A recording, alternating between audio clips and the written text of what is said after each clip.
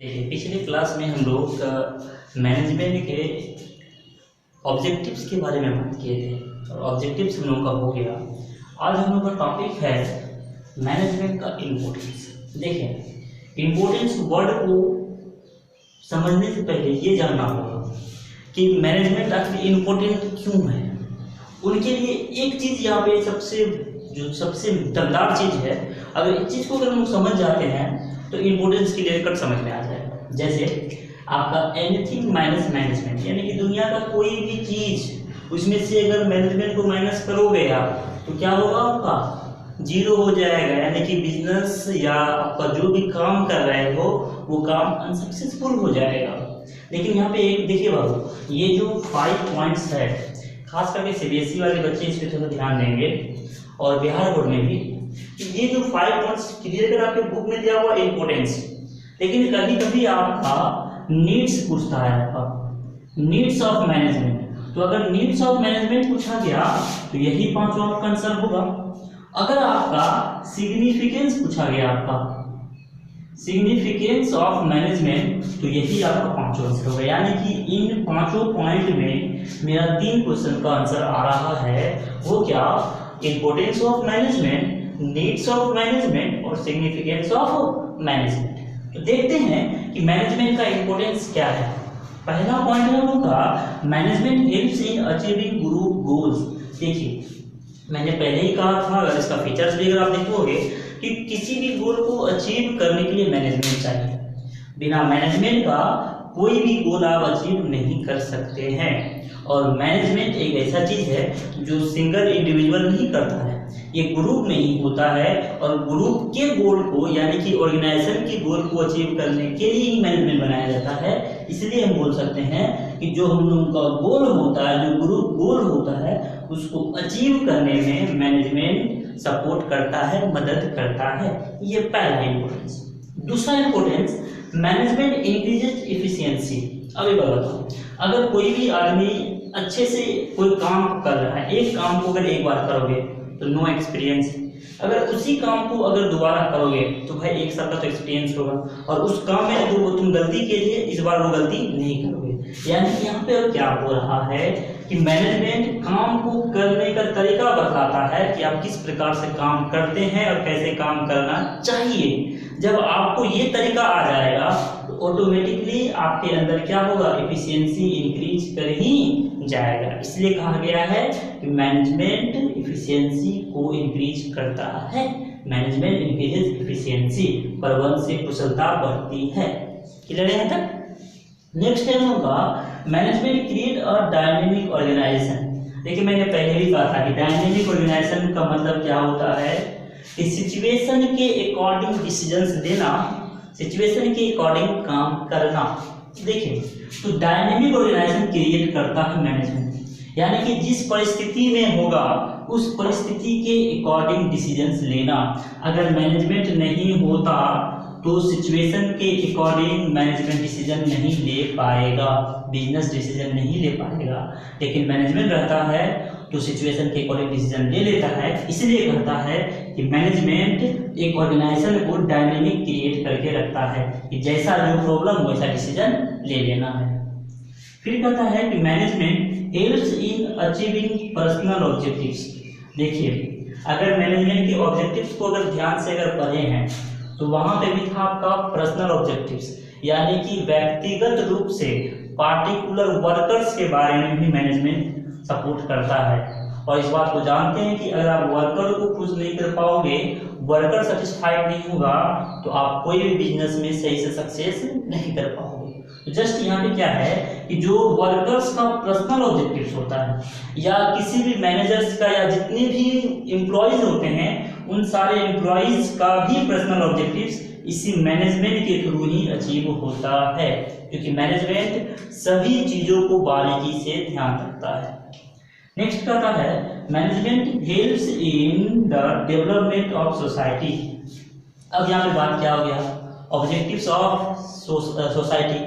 याद कीजिएगा second point objective में से, यानी कि मैनेजमेंट सोसाइटी के डेवलपमेंट में भी मदद करता है। अब भाई कैसे करता है, मान लीजिए कि जिस शहर में आप रहते हैं, उस शहर के बगल में आपका कोई इंडस्ट्री है, कोई बिजनेस है, उनके लिए तो बिजली चाहिए, उनके लिए रोड चाहिए, क्योंकि उनको रॉ मटेरियल लाना है, उसको ट्रेवलिंग करना है, उसके बस ट्रक आएंगे जाएंगे, तो स्वाभाविक है वो कंपनी अपने लिए रोड बनाएगी, कंपनी अपने लिए सरकार से रिक्वेस्ट करेगी हमको बिजली दीजिए।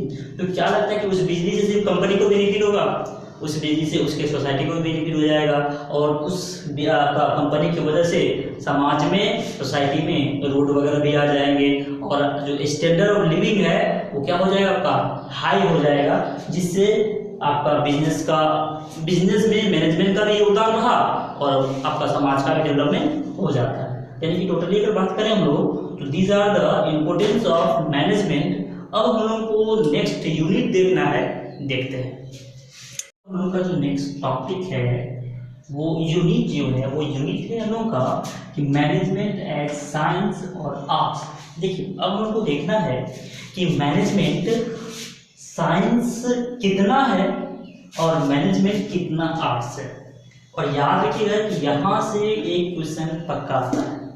थोड़ा सा मैं आपको बता दूं बाबू कि हम लोग क्लास कैसे करेंगे।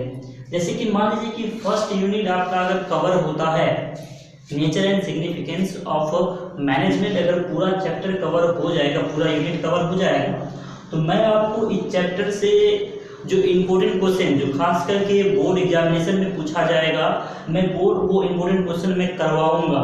और इस चैप्टर से जितना भी ऑब्जेक्टिव्स होगा या जितना भी प्रीवियस ईयर में ऑब्जेक्टिव्स पूछा गया है वो मैं बजटता में करवाऊंगा। यानी कि पहला यूनिट, पहला चैप्टर अगर क्लियर होता है तो टोटली क्वेश्चन से भी और ऑब्जेक्टिव से भी हम लोग क्लियर करते हुए आगे बढ़ेंगे।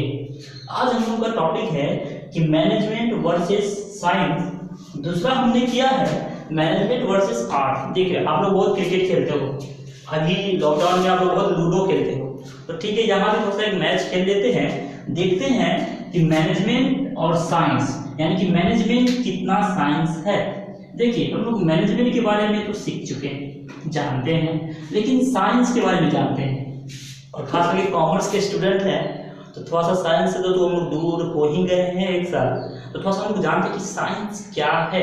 अगर हम लोग साइंस को नहीं समझेंगे ना तो हम लोग ये प्रूव नहीं कर पाएंगे कि मैनेजमेंट साइंस है भी या नहीं। इसलिए हमको सबसे पहले समझना होगा कि साइंस क्या है। तो देखिए साइंस क्या होता है बाबू, साइंस क्या है? Science is a systematic body of knowledge. Science क्या है? तो systematic body of knowledge which is verified again and again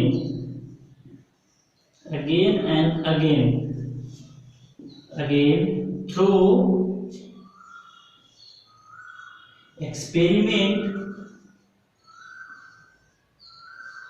experiment and observation. देखिए यहाँ पे बात क्या हो रहा है, एक्चुअली मैंने डेफिनेशन नहीं लिखा है, मैंने ये समझने के लिए किया है। क्या है? तो science is a systematic body of knowledge which is verified again and again through experiment and observation. यानी कि क्या है बाबू, तो साइंस एक सिस्टमैटिक यानी कि ज्ञान का क्रमबद्ध समूह है जो बार बार, अगेन एंड अगेन का मतलब जो बार बार, वेरीफाई का मतलब जो प्रमाणित किया जाता है, प्रूव किया जा सकता है, जो बार बार प्रमाणित और प्रूव किया जा सकता है। तो कैसे? तो एक्सपेरिमेंट और ऑब्जर्वेशन से। यानी कि एक्सपेरिमेंट का मतलब जो कार्य करते हैं, करते हुए देखना, ऑब्जर्वेशन का मतलब होता है कि जो काम कर रहे हैं उसके रिजल्ट को चेक करना कि रिजल्ट सेम आ रहा है या नहीं आ रहा है। तो हम लोग को बार बार प्रूव करना है। शॉर्ट शब्दों में आप ये भी बोल सकते हैं कि रिजल्ट एंड जो इफेक्ट होता है, रिजल्ट एंड इफेक्ट के बीच का जो रिलेशन को बना के रखता है, रिलेशन को बताता है, वो साइंस होता है। ये शॉर्ट है, आप इसको छोड़ो थोड़ा सा, इसको हम लोग गौर करते हैं कि ये एक्सपेरिमेंट एंड ऑब्जर्वेशन के अनुसार बार बार प्रूव किया जा सकता है। एग्जाम्पल के थोड़ा सा देखते हैं। मान लीजिए कि अगर मेरे हाथ में मार्कर है, अगर मार्कर अगर मेरे हाथ से गिरता है तो नीचे जमीन पे ही गिरेगा, अब बोलोगे क्यों गिरेगा, तो आप जानते हो क्लास 9 10th में आप पढ़े हो, तो किस लिए गिरेगा, आपका गुरुत्वाकर्षण के कारण आपका नीचे गिरेगा। भाई तो हम एक बार गिरेंगे कहाँ जाएगा, नीचे, दोबारा छोड़ेंगे तो भी नीचे, तिबारा तो भी नीचे, चौबारा यानी 1000 बार भी अगर हम छोड़े तो वो कहाँ जाएगा, नीचे ही जाएगा। तो हमने एक्सपेरिमेंट किया और बार बार हम कर रहे हैं, तो मेरा रिजल्ट क्या हो रहा है, सेम नहीं आ रहा है। जो साइंस क्या कहता है कि science systematic body of knowledge होता है, जिसको बार बार आपका करने पर जो रिजल्ट सेम आ जाए वो क्या होगा हम लोग का साइंस। तो आप लोग इसका डेफिनेशन आप यहाँ पे तैयार करके लिख सकते हो कि science is a systematic body of knowledge which is verified again and again through experiment and observation। यानी कि साइंस क्या है, सिस्टमेटिक बॉडी ऑफ नॉलेज है, जिसको हम लोग को आपका ऑब्जर्वेशन और आपका एक्सपेरिमेंट के थ्रू बार बार प्रूव कर सकते हैं। अब हम लोग का बात यहाँ पे क्या आ गया कि साइंस को मैनेजमेंट से प्रूव करना। साइंस का डेफिनेशन आपके लिए इंपॉर्टेंट नहीं है, चाहे बिहार बोर्ड हो या सीबीएसई हो, इंपॉर्टेंट साइंस का डेफिनेशन नहीं, यहाँ से क्वेश्चन नहीं आता है। हाँ, यहाँ से ये जरूर क्वेश्चन आता है कि साइंस आपका मैनेजमेंट है या नहीं, इसको देखिए। तो अब यहाँ पे हम लोग ये प्रूव करना है कि मैनेजमेंट वर्सेस साइंस, कैसे साइंस है या नहीं है। तो इसके लिए हम लोग को साइंस को थोड़ा सा फीचर्स को भी देखना पड़ेगा। हम लोग देखते हैं फीचर्स।